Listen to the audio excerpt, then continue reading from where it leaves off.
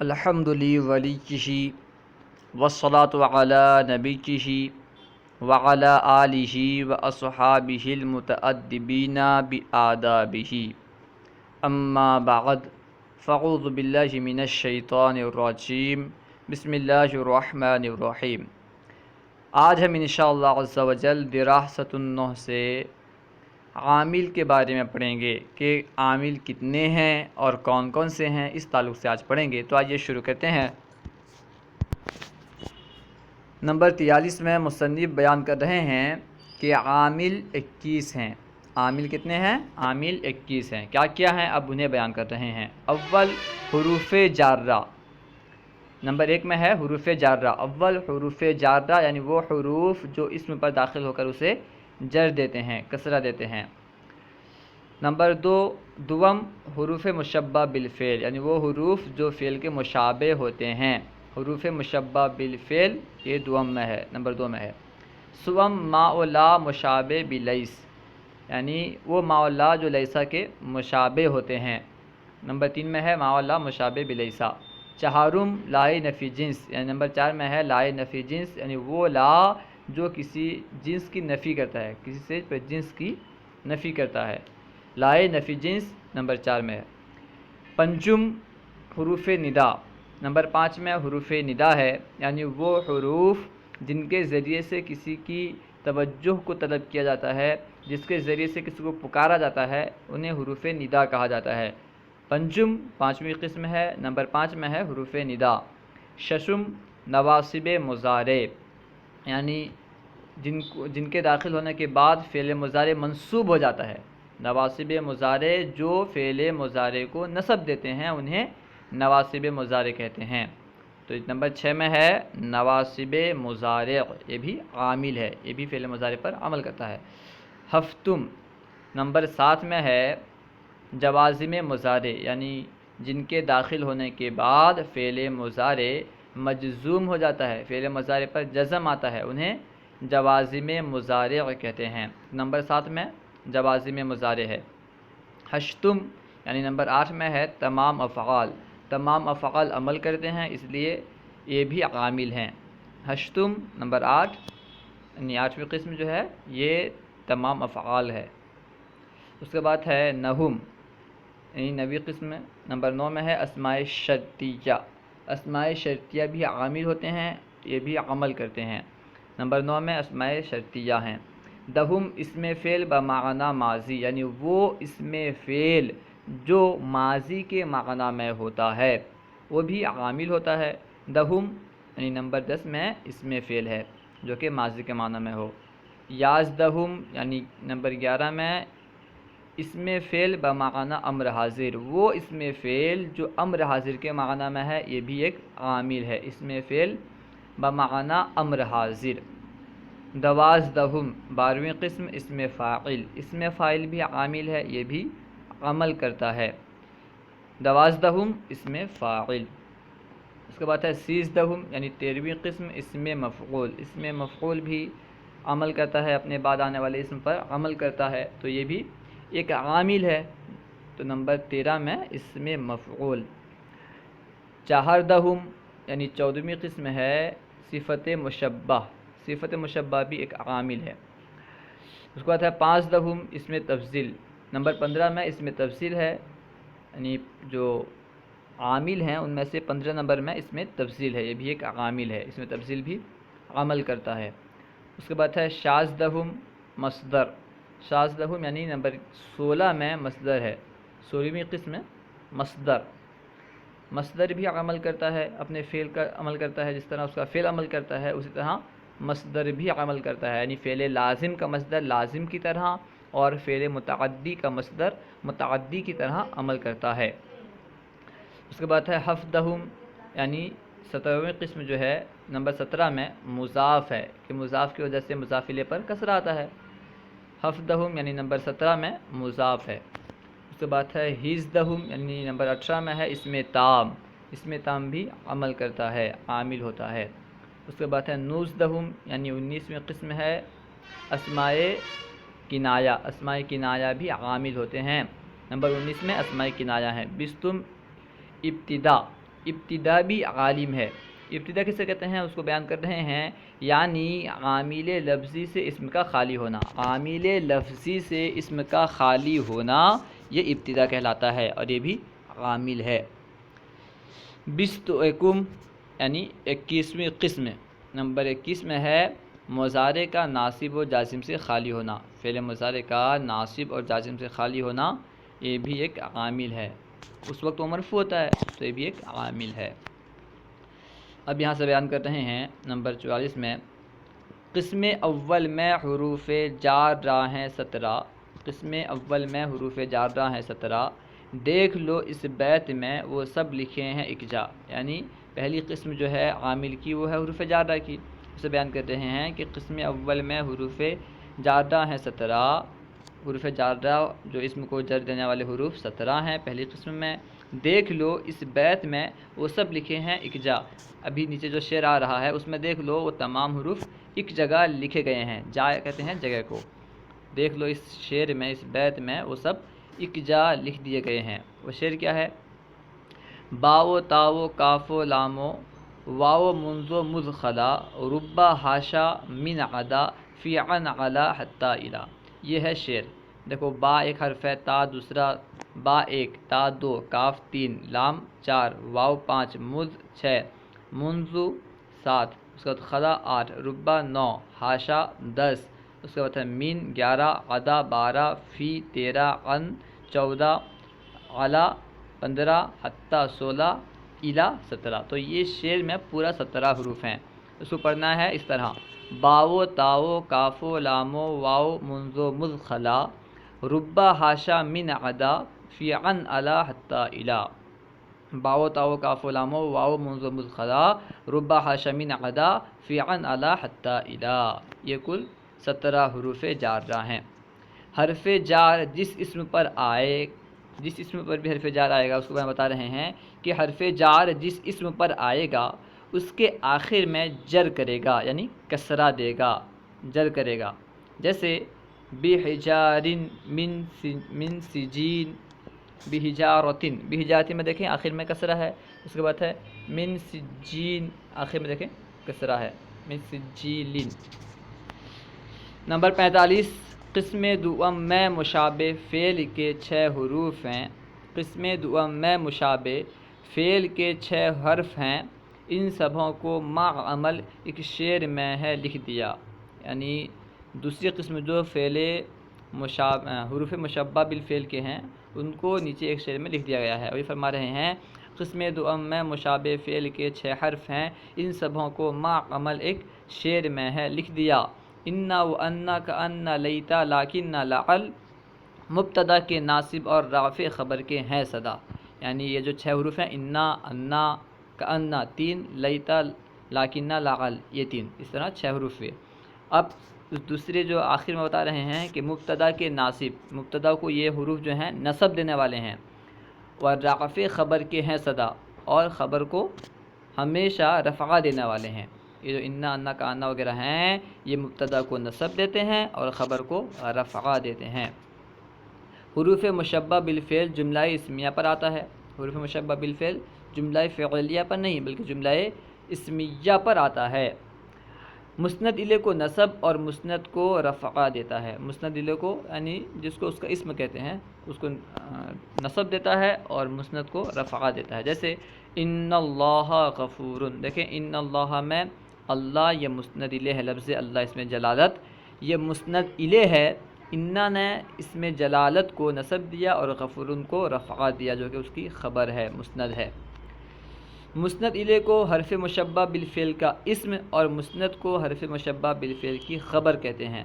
جس کی طرف اسناد کی جاتی ہے اسے حرف مشبہ بالفعل کا اسم کہتے ہیں، اور مسند کو یعنی جس کی خبر دی جاتی ہے، جس کے تعلق سے حکم لگایا جاتا ہے اس کو حرف مشبہ بالفعل کی خبر کہتے ہیں. نمبر 46 قسم سؤم میں ہیں لیسا سے مشابہ ما اولا.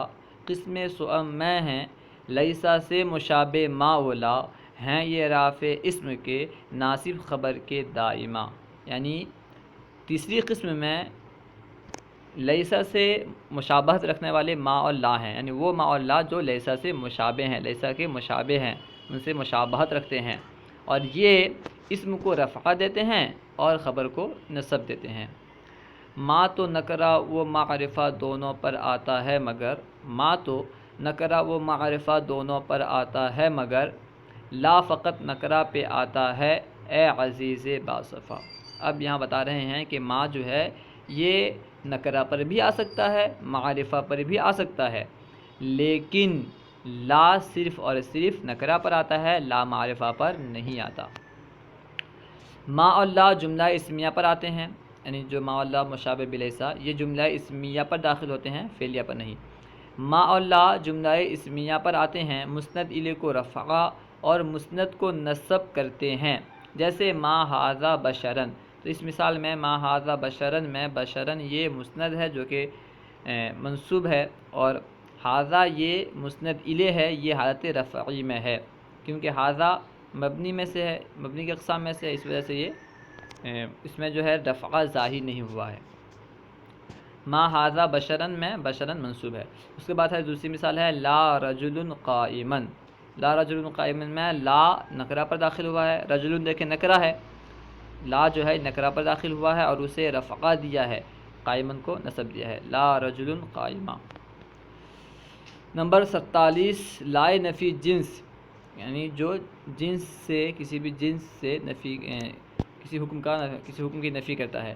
لائے نفی جنس جملہ اسمیہ پر آتا ہے، خبر کو بہرحال رفع کرتا ہے، یعنی جو لائے نفی جنس ہوتا ہے، جنس سے نفی کرنے والا جو لا ہے یہ جملہ اسمیہ پر داخل ہوتا ہے، جملہ اسمیہ میں داخل ہونے کے بعد خبر کو بہرحال یعنی ہمیشہ خبر کو رفع دیتا ہے، خبر کو بہرحال رفع کرتا ہے، اور جب لائے نفی جنس اور اس کے اسم میں فصل نہ ہو، یعنی لائے نفی جنس اور اس کے اسم کے درمیان کوئی دوسرا اسم نہ آیا ہو یا کوئی دوسری چیز نہ آئی ہو، فصل نہ ہوا ہو، اور اس کا اسم نکرہ مضاف یا مشابہ مضاف ہو۔ پہلی بات کیا؟ فصل نہ ہو، لائے نفی جنس اور اس کے اسم کے درمیان فصل نہ ہو، اور اس کا اسم نکرہ مضاف یا مشابہ مضاف ہو، تو اسم کو نصب کرتا ہے۔ خبر کو تو ہمیشہ رفع دے گا، لیکن اسم کو نصب کب دے گا؟ جبکہ لا اور اس کے اسم کے درمیان فصل نہ ہو، اور اس کا اسم کیسا ہو؟ اس کا اسم نکرہ مضاف ہو یا مشابہ مضاف ہو، تو ان دونوں صورتوں میں لائے نفی جنس اپنے اسم کو نصب کرتا ہے، نصب دیتا ہے۔ جیسے لا غلام رجل قائم، یہاں پہ دیکھیں لا غلام رجل، یہاں پہ غلامہ پر جو نصب آ رہا ہے یہ لا کی وجہ سے، کیونکہ لا کے بعد لا یہ حرف لا نفی جنس ہے، اور غلام اس کا اسم ہے، غلام رجل تو غلام اس کا اسم ہے، لا اور غلام کے درمیان کوئی چیز نہیں آ رہی ہے، کسی کے ذریعے سے فصل نہیں ہو رہا ہے، نیز جو غلامہ رجل ہے یہ نکرہ مضاف ہے، اسی وجہ سے یہ منصوب ہے۔ لا غلام رجل قائم، مرد کا غلام کھڑا نہیں ہے، مرد کا کوئی غلام کھڑا نہیں ہے، کیونکہ جنس سے نفی کرتا ہے اس لیے کہیں گے مرد کا کوئی غلام کھڑا نہیں ہے۔ اس کے بعد ہے لا 20 درہمن لکا، تو یہ کس کی مثال ہے؟ مشابہ مضاف کی مثال ہے۔ دیکھیں لا اور اس کے اسم کے درمیان کوئی فصل نہیں ہے، نیز لا کا جو اسم ہے یہ مشابہ مضاف ہے۔ مشابہ مضاف کسے کہتے ہیں اب بیان کریں گے نیچے انشاءاللہ۔ یہ مشابہ مضاف ہے، اسی وجہ سے جو ہے اس پر نصب آ رہا ہے، یہ حالت رفع نصبی میں ہے، لا 20 درہمن لکا۔ اور جب لائے نفی جنس اور اس کے اسم میں فصل نہ ہو اور اس کا اسم نہ معرفہ ہو نہ مضاف نہ مشابہ مضاف، تو علامت نصب پر منصوب ہوگا۔ یہاں بیان کر رہے ہیں کہ جب لا اور اس کے اسم کے درمیان فصل نہ ہو، کوئی چیز نہ آئی ہو، نیز اس کا اسم معرفہ بھی نہ ہو اور نہ ہی مضاف ہو اور نہ مشابہ مضاف ہو، تو اس صورت میں یعنی مضاف نہ ہو، مشابہ مضاف نہ ہو، معرفہ نہ ہو، اب جو اس کا اسم ہوگا یہ علامت نصب پر مبنی ہوگا، علامت نصب پر یہ مبنی ہوگا، خبر تو ہمیشہ مرفوع ہوگی۔